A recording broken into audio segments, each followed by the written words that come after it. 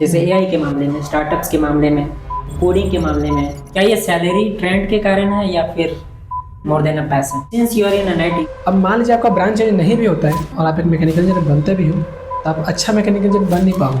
देखो आपको कभी वो करना ही नहीं था, आप मजबूरी में बन गए क्योंकि आपको इंजीनियरिंग करना था। तो एक बेहतर इंजीनियर नहीं बन पाने का कहीं ना कहीं रस के ऊपर प्रभाव पड़ रहा है। एनआईटी टॉपर कृष्णा कुमार, मेरे बैचमेट, मेरे दोस्त, आपका बहुत बहुत स्वागत है मेरे पॉडकास्ट में। Thank you. कैसा फील होता है एनआईटी में पढ़ना? फैसिलिटीज़ इतनी अच्छी रहती है कि आपको बहुत अच्छा फील होगा ही वहाँ पे। मतलब इन्वायरमेंट बहुत अच्छा रहता है, सपोर्टिंग इन्वायरमेंट है, आपको उतना मेहनत करना नहीं पड़ता किसी चीज़ के लिए। और सब पढ़ने वाले ही रहते तो देख के आपको भी पढ़ने का मन करेगा। फोमो लगता है, बहुत होता है, अच्छा लगता है पढ़ना। क्या आपके अंदर इंस्पिरेशन जगह कि एनआईटी ही चूज़ करना है? क्या आपने आईआईटी के लिए भी प्रेफर किया था शुरू में? स्टार्टिंग में मैंने 11-12 तो पता भी नहीं था जेई होता क्या है। अच्छा। फिर कोरोना का टाइम था, ऐसे ही पास हो गए हम लोग बिना किसी दिक्कत के। फिर वो फिजिक्स वाला में चल रहा था मंजिल बैच, जिसमें वो लोग 1 महीना का टाइम था और जेई की एग्ज़ाम आने वाला था। तो मैंने उस 1 महीने में पढ़ा जो भी पढ़ा। तो और 11-12 तो ऐसे ही बिताया बिना किसी एप्लीकेशन बेस्ड पढ़ाई के। लेकिन जब फिजिक्स वाला से पढ़ना शुरू किया मंजिल बैच से, तो उन्होंने 11-12 के पढ़ाई को इतने एप्लीकेशन बेस्ड तरीके से पढ़ाया कि मुझे मज़ा नहीं लगा कि यार ये तो रियल लाइफ में काम आ रही है सब पढ़ाई। फिजिक्स केमिस्ट्री रियल लाइफ में सब होता है कुछ।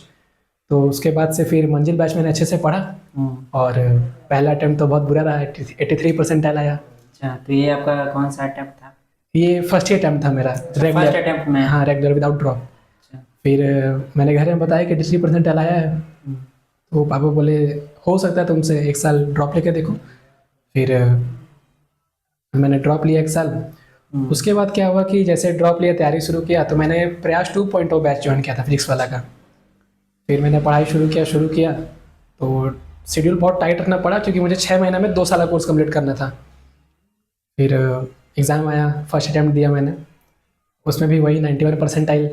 घर आया, फिर पापा को बोला पापा मैथ्स उतना सही नहीं रहा, 5-6 क्वेश्चन ही सॉल्व किया। पापा डांटे थोड़ा कि तुम क्या किया इतना दिन पढ़ के सिर्फ कंप्लीट लेके बैठा था। हाँ, तो फिर बुरा भी लगा, तो अच्छा भी लगा कि कोई सुनाने वाला है बगल में, कॉन्फिडेंस आया इससे कि पढ़ना पड़ेगा। पापा का एक्सपेक्टेशंस होगा कि आईआईटी मिल जाए तो और अच्छा होता। तो फिर पढ़ना शुरू किया, वापस से मैथ अच्छा से सर फोकस किया।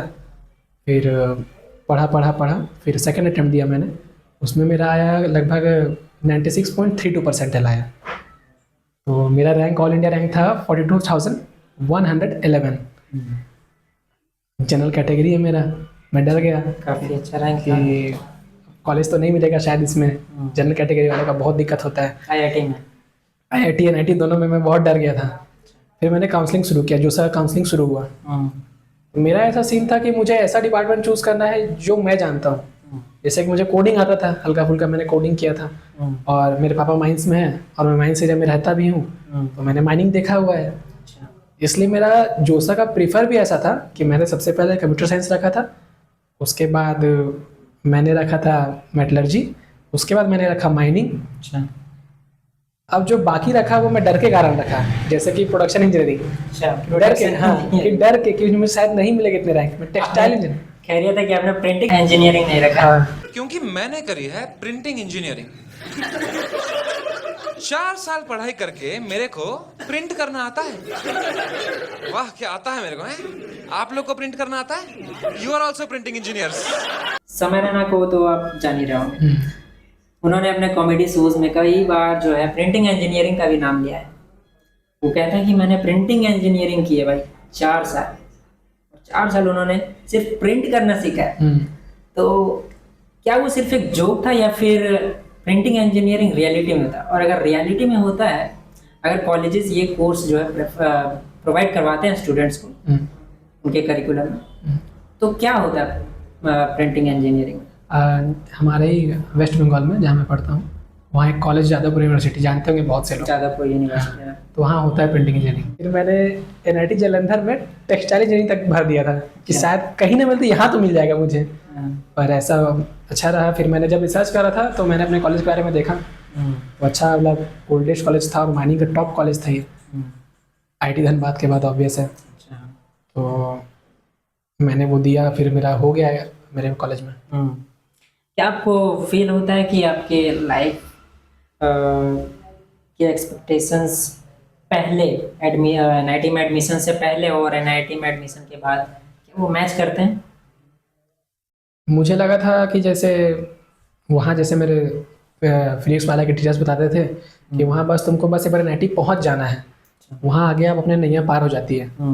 बात कुछ हद तक सही भी है कि सही में वहाँ पहुँच जाना है, फिर गाइडेंस देने वाले तुम्हारे सीनियर हैं, एलम हैं, प्रोफेसर्स हैं, बहुत कोई होते हैं ऐसे बताने के लिए। अब घर में बैठे तो कोई प्रैक्टिकल में तो देता नहीं कि कोई जॉब का बंदा जो आपको नॉलेज दे रहा है कि जॉब कैसे लेना है, जो ले चुका होता है। तो वहाँ जाके हेल्प बहुत हुआ और एक्सपेक्टेशन तो मैच हुई मेरी, अच्छा लगा वहाँ जाके। Why did you choose mining instead of computer science? जैसे कि मैंने बताया मेरा रैंक 40,000 आया था, तो उतने में तो जनरल कैटेगरी में CS मिलता नहीं है। और मैं जब कॉलेज गया तो पहले ईयर में क्या होता है ना कि सबको सेम पढ़ाते हैं, सारे डिपार्टमेंट को एकदम सबको सेम पढ़ाते हैं, सबका सिलेबस वही रहता है। फिर मैं 1 साल वहाँ बिताया, फिर मेरा 3rd सेमेस्टर शुरू हुआ माइनिंग का, और 3rd सेमेस्टर में ही ऑप्शन होता ब्रांच चेंज का। तो मैं तो सोच के गया था कि ब्रांच चेंज करूँगा, पर वहाँ भी कैटेगरी का खेल होता है। अच्छा। वहाँ भी अगर जनरल है तो आपको 9.5 प्लस CG रखना होगा तब आपका चेंज होगा, तो उतना CG तो था नहीं मेरा। तो हुआ ये कि फिर मैंने रियलाइज़ किया कि मेरा माइनिंग बहुत अच्छा है, क्योंकि मैंने देखा कि CS IT के लिए सब लोग फाइट करते हैं लेकिन माइनिंग के लिए कोई नहीं करता, क्योंकि माइनिंग एक नीश जॉब है, बहुत पार्टिकुलर जॉब है, एकदम क्रिटिकल जॉब है, सोफिस्टिकेटेड जॉब है। तो फिर अच्छा लगा कि माइनिंग में ही आ गया मैं। क्या आपको लगता है कि CS ब्रांच का हाइप थोड़ा ज़्यादा है अदर ब्रांचेस के कंपैरिजन? ज़्यादा नहीं, बहुत ज़्यादा है। बहुत ज़्यादा है। मतलब बता सकते हैं क्यों? ऐसा है ना कि आजकल जैसे खाना पीना और मकान एक बेसिक नीड होता है, वैसे आजकल का बेसिक नीड एक कोडिंग हो चुका है। हर बच्चा 12th क्लास से ही कोडिंग कर रहा है और सबको लगता है मैं अच्छा कोडर हूँ, और सब क्या करते हैं वही कोडिंग कोडिंग कोडिंग कोडिंग। और मार्केट में ऐसा है भी कि CS IT में बहुत बड़ा बड़ा पैकेज लगता है, तो वैसे ही सब ले भी लेते हैं उसको। और वहाँ जाके होता क्या है कि लगता बड़ा बड़ा पैकेज सिर्फ 1-2 लोग का है, किसी पूरे कॉलेज में किसी एक का 1 करोड़ चला गया, किसी एक का 45 लाख चला गया, बाकी लोग वही 7-8 लाख में ही रह जाते हैं। ज़्यादा हाइप बना दिया गया है ये पैकेज का थोड़ा कंप्यूटर साइंस। लोग हाईएस्ट पैकेज को देखते हैं, लेकिन देखना चाहिए मीडियन पैकेज को कि मीडियन पैकेज कितना है, वो रियल एनालिसिस करके देता है हमको। क्या आपको लगता है कंप्यूटर साइंस में कुछ ज़्यादा ही रस के कारण, ज़्यादा ही क्राउड के कारण अदर ब्रांचेस में काफ़ी बुरा प्रभाव पड़ रहा है, अफेक्ट पड़ रहा है? जैसे मैकेनिकल हो गया, माइनिंग हो गया, जैसा कि आपने बताया जो आपका ब्रांच है, metallurgy, civil and other branches.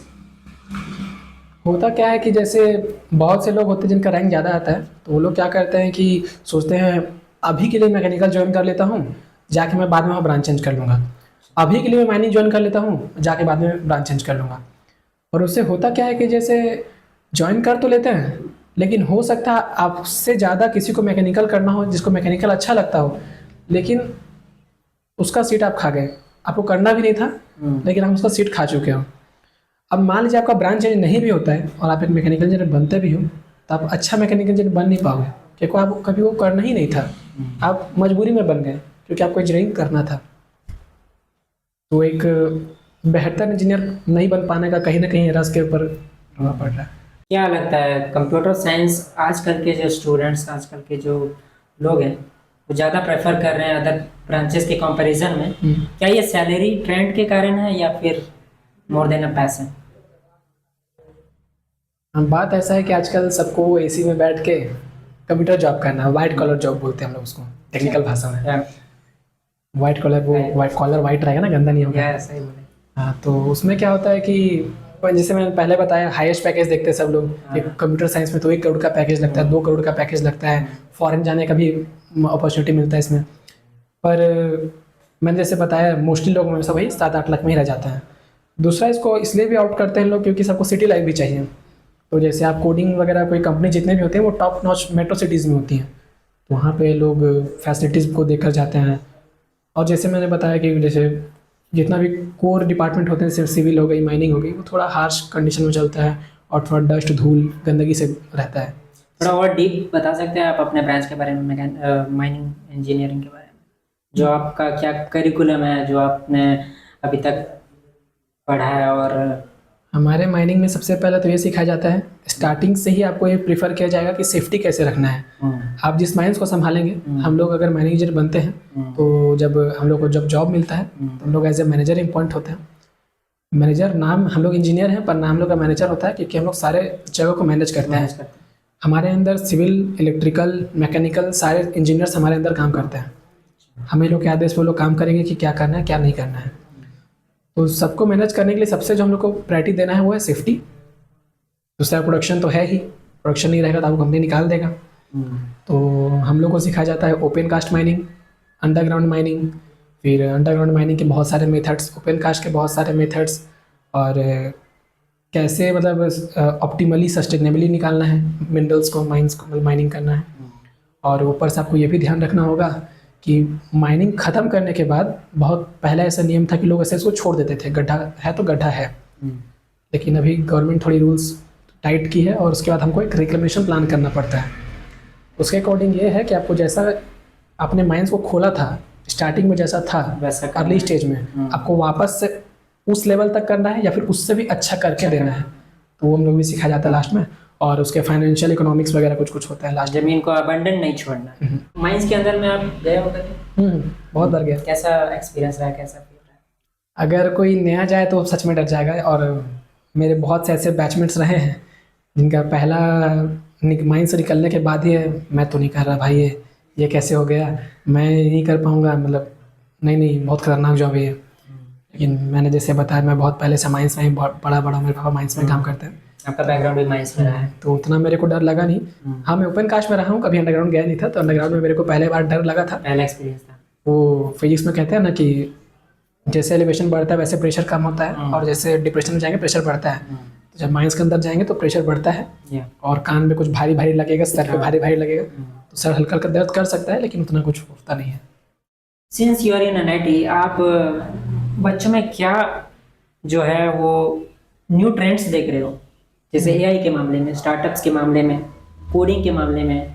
आपका तो माइनिंग ब्रांच है और अदर ब्रांच तो होंगे ही आपके NIT कॉलेज में। तो आप क्या ट्रेंड्स देख रहे हो अपने NIT कॉलेज में? सबसे पहले तो आजकल के बच्चे, जैसे मैंने बताया, बेसिक नेट बना लिया कोडिंग को, तो आते साथ ही वो कोडिंग करेंगे। फिर कॉलेज जैसे एंट्री मारते हैं उनको नया नया सब सुना देता है, AI ML, तो उन सब के पीछे भी भागते हैं। स्टार्टअप करना है स्टार्टिंग में। और हमारे कॉलेज में ऐसे मतलब बेसिकली हर NIT IITs में होता ही है, एक एंटरप्रेन्योरशिप क्लब होता है जिसमें आपको सिखाया जाता है कि कैसे आपको मतलब स्टार्टअप वगैरह स्टार्ट करना है। तो सब एक बूस्ट ला के देता है और बहुत मतलब कॉलेजेस प्रमोट भी कर रही है। जैसे कि BIT का ही कोई कॉलेज है, नाम भूल गया मैं, वो क्या कर रहा है कि अगर आप कोई स्टार्टअप फॉलो करते हैं तो आपका अटेंडेंस क्राइटेरिया ही हटा देता है। कहता है कि आप उस पर फोकस करिए, सिर्फ एग्जाम देने आइए, बाकी हम लोग संभाल लेंगे। और आपको कुछ पैसा फंड भी करेगा, लेकिन हाँ आपको उसको प्रोग्रेस सबमिट करना होता है। तो ऐसे बहुत सारे IITs अब उसको ही फॉलो कर रहे हैं कि बच्चे को स्टार्टअप की तरफ, क्योंकि मेक इन इंडिया बनाना है इंडिया को। तो बहुत अच्छा मतलब डेवलपमेंट अच्छा खासा है, प्रोग्रेस बहुत हाई चल रहा है करेंटली अभी इंडिया। तो कोई भी AI वेबसाइट, ChatGPT वगैरह, ग्रॉक वगैरह तो इंडिया नहीं बना पाया। क्या आपको फील होता है कि इंडिया को भी ऐसा कुछ करना चाहिए, इंडिया में इनोवेशन लाने के लिए, न्यू टेक्नोलॉजी इवॉल्व हो?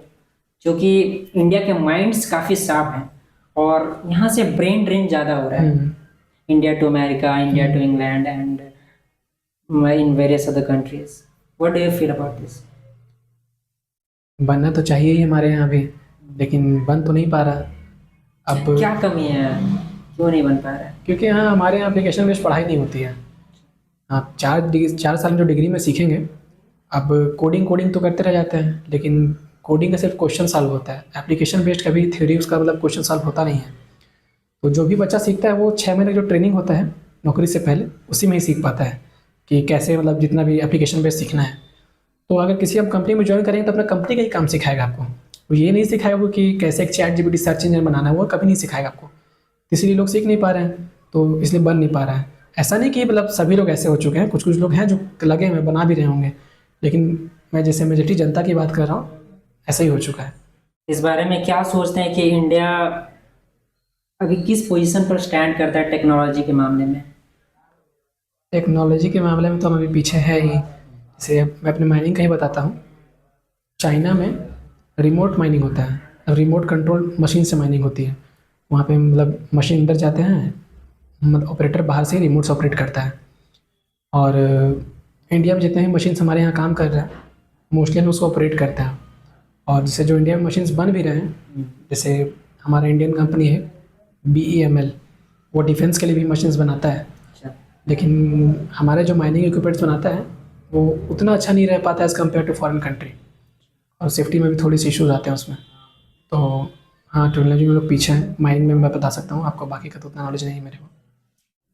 One thing I would like to ask you that after graduation, since ये आपका 4th ईयर है आपका बीटेक का, तो आप अपने आप को ग्रेजुएशन के बाद कहाँ देखते हो जॉब्स के मामले में, हायर स्टडीज़ के मामले में? क्या आप हायर स्टडीज़ को प्रेफर करोगे या फिर जॉब ज्वाइन करोगे? इसमें मेरा दोनों तरफ जाना का दिमाग है, थोड़ा सा सोच के रखा हूँ दोनों तरफ जाने का। पहले क्या करूँगा मैं, जैसे मैंने हमारे यहाँ एक मतलब PSUs में जाने के लिए गेट का एग्ज़ाम होता है। PSUs? हाँ, public sector undertakings, government job जिसको बोलते हैं लोग। तो उसमें जाने के लिए गेट का एग्ज़ाम होता है। तो उसके लिए मैंने गेट एग्ज़ाम क्या होता है, 3rd ईयर में दे सकते हो, 4th ईयर में दे सकते हो, और एक और ईयर दे सकते हो। और तो मैंने 3rd ईयर में गेट का एग्ज़ाम दे रखा था। उसमें मेरा ऑल इंडिया रैंक आया है 336 रैंक, 336। देन अभी 4th ईयर में हमारे यहाँ पे अब कंपनीज आना शुरू हो जाएंगी। तो मैं सोच रहा हूँ कि पहले कंपनी से फोकस करूँगा और फिर से इस बार गेट दूँगा, और भगवान का अच्छा रहा तो गेट का रैंक अच्छा आ जाएगा। और फिर कोल इंडिया में मैंने सोचा है जॉब लेने का। तो दिक्कत यह है कि कोल इंडिया 1 साल बाद वैकेंसीज निकालती है। तो उस 1 साल में मैं जो कॉलेज की कंपनीज आएंगी उसमें सिक्योर करने की जॉब कोशिश करूँगा। और कोल इंडिया में लेने के बाद 3-4 साल नौकरी करने के बाद वहाँ का पहले इन्वायरमेंट देखूँगा कि कैसा है कैसा नहीं है, मेरे लायक है या नहीं है। और इंडिया में माइनिंग के प्रोफेसर्स की बहुत कमी है। तो मैं 3-4 साल नौकरी करने के बाद वापस अपने प्रोफेसर से बात करने जाऊँगा कि सर थोड़ा बताइए PhD वगैरह कैसे करते हैं और उसमें क्या करना पड़ता है प्रोफेसर बनने के लिए। तो मैं थोड़ा टिल्टेड प्रोफेसर बनने के साइड में भी। आपका इंटरेस्ट काफ़ी डीप है माइनिंग को रिलेटेड, क्योंकि माइनिंग में अभी क्या है, जो एक्सपोजर उतना मिल नहीं पा रहा है स्टूडेंट्स को, उतना करिकुलम स्ट्रांग नहीं है। उस बेसिस पे आप काम करना चाहते हो हायर स्टडीज़ को लेकर, PhD करने हो, और PhD करके आप प्रैक्टिस करना चाहते हो ताकि इस ब्रांच में लोग और ज़्यादा अट्रैक्ट हों, ताकि माइनिंग को और ज़्यादा प्रेफर दिया जाए बाकी ब्रांचेस के मुकाबले। काफ़ी अच्छी बात है। अपने कॉलेज के एक्सपीरियंसेस के बारे में बता सकते हो? कैसा रहा आपका कॉलेज का एक्सपीरियंस 4 साल? मस्ती वस्ती तो होता ही है, और मेरा माइनिंग डिपार्टमेंट है, थोड़ा मजाक नहीं उड़ा रहा, पर बाकी डिपार्टमेंट से थोड़ा पढ़ाई कम होता है। हम लोग का सिलेबस आसान रहता है, थोड़ा सा सिलेबस आसान है पर फील्ड जॉब बहुत हार्ड है बाकी लोग से। तो आसान है थोड़ा सा पढ़ाई, तो लोग मस्ती ज़्यादा करते हैं। बाकी डिपार्टमेंट तो थोड़ा सिलेबस बड़ा है हम लोगों से, लोग थोड़ा मस्ती कम कर पाते हैं। और फर्स्ट ईयर तो आते साथ मस्ती ही करता है, और उसी में एक ट्रैप ही है कि सीनियर से बोलेंगे आपको कि फर्स्ट ईयर में आओ, ईजी है, एंजॉय करो, यही तो एक्सप्लोर करने का मौका है। तो CGPA कम होने का, सप्लीज लगने का एक बहुत बड़ा फैक्टर ये है कि आप फर्स्ट ईयर कैसा बिताते हो। आपका NIT college Indian institute of engineering science and technology Shibpur है, if I am not wrong. I think it was established in 1856। तो ये एक हिस्टोरिकल इम्पोर्टेंस भी रखता है, काफ़ी पुराना आपका कॉलेज है। कुछ हिस्टोरिकल इम्पोर्टेंसेस के बारे में आप बता सकते हो जो वहाँ से रिलेटेड है आपके कॉलेज से? हमारा कॉलेज इंडिया का 2nd ओल्डेस्ट कॉलेज है, और पूरे इंडिया में बहुत limited number of clock towers हैं, जिसमें हमारा एक क्लॉक टावर हमारे कॉलेज में है। काफ़ी और स्टार्टिंग का कॉलेज हमारा जो था वो सिर्फ सिविल पढ़ाता था, जिसका नाम ही था स्टार्टिंग में सिविल इंजीनियरिंग कॉलेज। अच्छा, अंग्रेज लोग पढ़ाते इस वक्त। तो उसमें जो सबसे पहला सिज्मोग्राफ है जो अर्थक्वेक मेज़र करता है, अर्थक्वेक का इंटेंसिटी, कितने इंटेंसिटी से तीव्रता से आ रहा है, तो हमारे कॉलेज में ही सबसे पहले उसको लगाया गया है। और सबसे पहला माइनिंग इंजीनियरिंग जो स्टार्ट हुआ था वो हमारा ही कॉलेज से स्टार्ट हुआ था 1906 से। हमारे HOD अंग्रेज रह चुके हैं, तो मतलब हेरिटेज है हमारे कॉलेज का बहुत।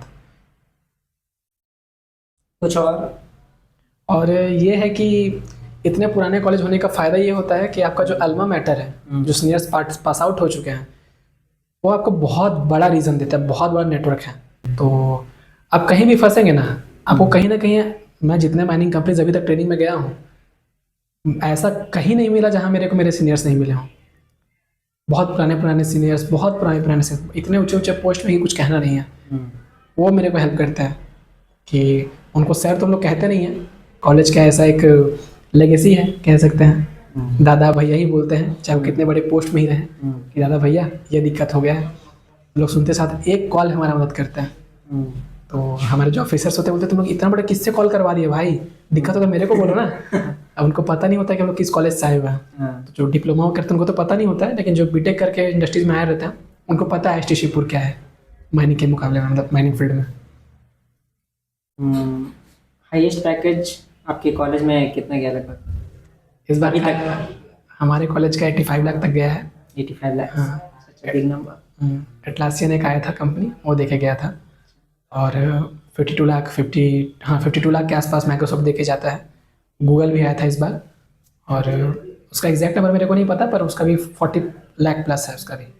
I hope you must also get 85 lakh package. नहीं, माइनिंग उतना नहीं मिल पाता, यही तो रीज़न है ना। सब हाईएस्ट पैकेज देते 85 लाख मिल रहा है तो सीएस जाता है। माइनिंग में इतना नहीं मिल पाता, सैलरी ट्रेंड के हिसाब से जाता है वो सीएस में। माइनिंग में काफ़ी कंपटीशन कम है अदर ब्रांचेस के मुकाबले। तो ऐसे क्या क्या कोर्सेज और ऐसे क्या क्या तरीके प्रोसेसेस हो सकते हैं जिससे स्टूडेंट्स जो है अपना कैरियर परस्यू कर सकते हैं माइनिंग में? क्या आप ऐसा बता सकते हो कुछ मेथड्स वगैरह, कोर्सेज जैसे डिप्लोमा कोर्सेज होते हैं माइनिंग में भी? बीटेक इन माइनिंग के मुकाबले डिप्लोमा वालों को कम एक्सपोजर मिलता है। आईटीआई वाले भी जा सकते हैं मगर बीटेक वालों को ज़्यादा एक्सपोजर मिलता है क्योंकि वो ज़्यादा डीप लर्निंग होता है, 4 ईयर का कोर्स होता है। तो ऐसे और क्या क्या तरीके हो सकते हैं जिससे माइनिंग में लोगों को ज़्यादा एक्सपोजर मिल सकता है उसमें काम करने के लिए? कोल इंडिया एक इंडियन गवर्नमेंट का सब्सिडियरी है जो उसमें काम कर सकते हैं। तो ऐसे कौन कौन से मेथड्स हैं, प्रोसेसेस हैं जिसके थ्रू वो जा सकते हैं?